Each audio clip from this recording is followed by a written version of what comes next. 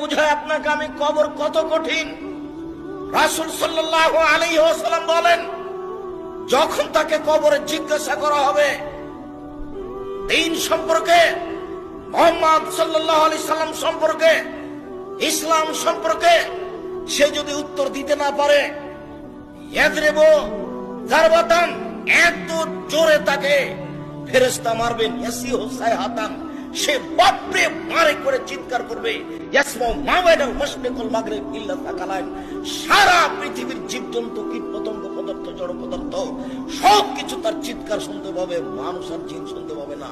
এখান থেকে 50,000 কোটি কিলোমিটার দূরে যে বস্তু আছে সেও শুনতে পাচ্ছে এই কবরের চিৎকার। সে কত জোরে চিৎকার করছে আপনাকে আমি বুঝাতে অক্ষম।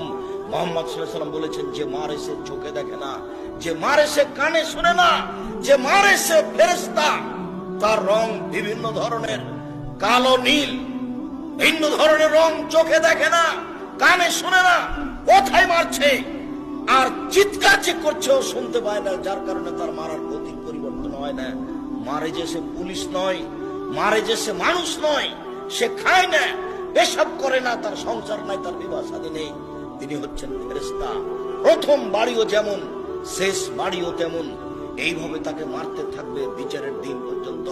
রাসূল সাল্লাল্লাহু আলাইহি সাল্লাম বলেন, যে লাঠি দিয়ে মারা হয়, যে হাতুড় দিয়ে মারা হয়, সেই হাতুড় যদি পাহাড়ের উপরে মারা হয় তাহলে ফায়াসির তুরাব, সেটা পাথর হয়ে যাবে, ধুলা হয়ে যাবে, একবারে খান খান হয়ে। পাহাড়ের উপরে মারা হলে পাহাড় ধুলা হয়ে যাবে। যেই হাতুড় দিয়ে মারা হয়, সেই হাতুড়টা যদি পাহাড়কে মারা হয় তাহলে পাহাড় ধুলা হয়ে যাবে। মুহাম্মদ সাল্লাল্লাহু আলাইহি সাল্লাম এইভাবে বলেন। কি দিয়ে